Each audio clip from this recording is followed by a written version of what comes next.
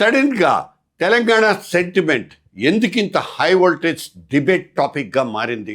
తెలంగాణ రాజకీయాల్లో వేలు పెట్టేందుకు అటు చంద్రబాబు ఇటు పవన్ కళ్యాణ్ ఎందుకింత హైరాణ పడిపోతున్నారు? ఇంతకీ తెలుగుదేశం పార్టీ జనసేనలకు రోడ్ మ్యాప్ ఇచ్చిన ఆ పెద్ద మనుషులు ఎవరు?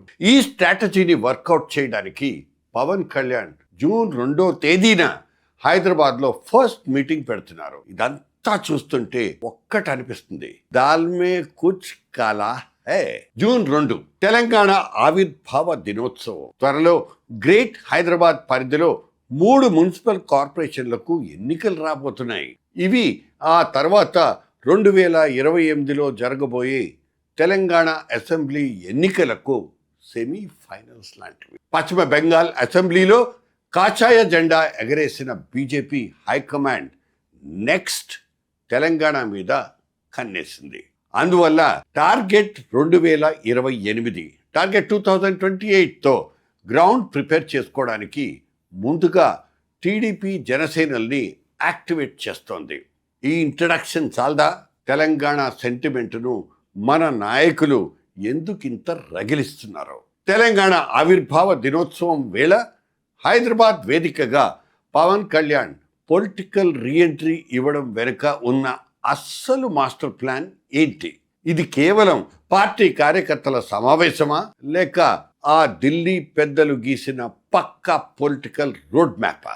హైదరాబాద్లో జనసేనాని జరపబోయే మీటింగ్ ఇప్పుడు 2 రాష్ట్రాల్లో ఒక హాట్ టాపిక్గా మారింది. త్వరలో జరిగే మున్సిపల్ ఎన్నికల్లో బీజేపీకి లబ్ధి చేకూర్చడానికి మాత్రమే జనసేన మళ్ళీ తెలంగాణలో ఎంటర్ అవుతోందనే టాక్ గట్టిగా వినిపిస్తోంది. ప్రధాని మోదీ స్వయంగా పవన్, చంద్రబాబు నివాసాలకు వెళ్ళి మంతనాలు జరపడం కొన్నాళ్ళు హాట్ టాపిక్ చర్చకు కారణమైంది.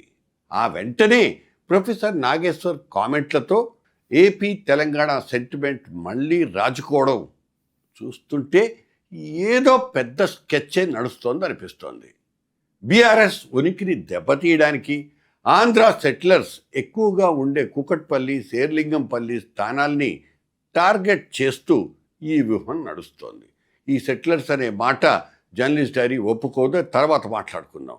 కానీ గ్రౌండ్ రియాలిటీ చూస్తే గత జిహెచ్ఎంసీ అసెంబ్లీ ఎన్నికల్లో పొత్తులు పెట్టుకున్నా కూడా జనసేన సాధించింది శూన్యం.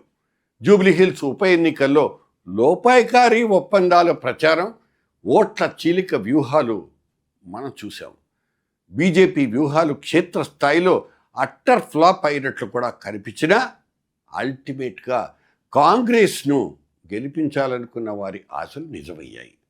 బీజేపీ ఢిల్లీ పెద్దలు ఒక రోడ్ మ్యాప్ ఇచ్చి జనసేనను తెలంగాణ పొలిటికల్ ఎరీనాలో ఎంటర్ చేస్తారు, బాగానే ఉంది. కానీ ఇక్కడే ఒక పేచి, ఒక లొల్లి తప్పదనిపిస్తోంది. తెలంగాణలో లోకల్ బీజేపీ నేతలు ఓన్ స్టామినాతో పవర్లోకి వచ్చేస్తామన్న ఓవర్ కాన్ఫిడెన్స్తో ఉన్నారు. అందువల్లనే జనసేనతో చేతులు కలపడాన్ని లోకల్ నాయకులు ఎంతవరకు ఓర్చుకుంటారన్నది బిగ్ క్వశ్చన్. అందువల్లే జనసేనతో చేతులు కలపడాన్ని లోకల్ నాయకులు ఎంతవరకు ఓర్చుకుంటారనేది పెద్ద క్వశ్చన్, ఒక పెద్ద ప్రశ్న. ఒకవైపు ఆంధ్రప్రదేశ్లో అధికారం పంచుకుంటున్న ఎన్డీఏ మిత్రులు ఇక్కడ కూడా జెండా పాతాలను చూస్తున్నారు. ఇప్పటికే 2 రాష్ట్రాల మధ్య నదీ జలాల వివాదాలు నడుస్తున్నాయి. రాష్ట్ర విభజన నాటి ఆస్తుల పంపకాల గొడవలు ఇంకా ఒక కొలిక్కి రాలేదు. ఏ టాపిక్ తెర మీదకి వచ్చినా ఆ వెంటనే తెలంగాణ సెంటిమెంట్ రచ్చ మొదలవుతోంది.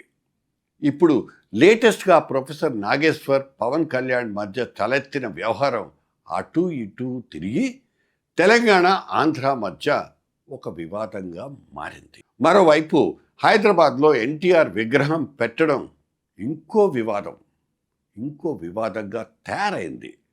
ప్రభుత్వం ఖర్చుతో ఏర్పాటు చేసిన ఎన్టీఆర్ విగ్రహాన్ని స్వయంగా ముఖ్యమంత్రి రేవంత్ రెడ్డి ఆవిష్కరించి పెద్ద దుమారానికి దారితీశారు.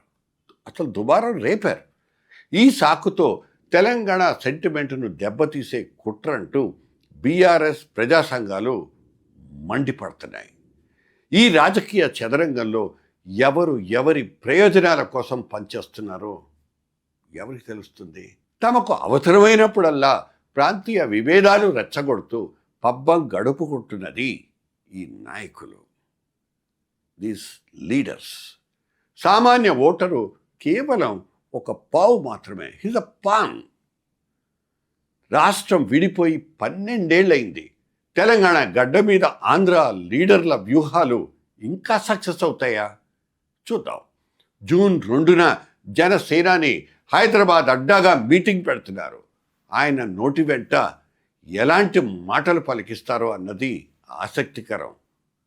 ఏం ముత్యాలు రాలుతాయో చూద్దాం. ఎందుకంటే తెర వెనుక డ్రామాలు ఎవరైనా ఆడొచ్చు, కానీ అసలు క్లైమాక్స్ రాసేది మాత్రం ఆ ఢిల్లీలో కూర్చున్న కమలం పార్టీ పెద్దలే. Note your honour.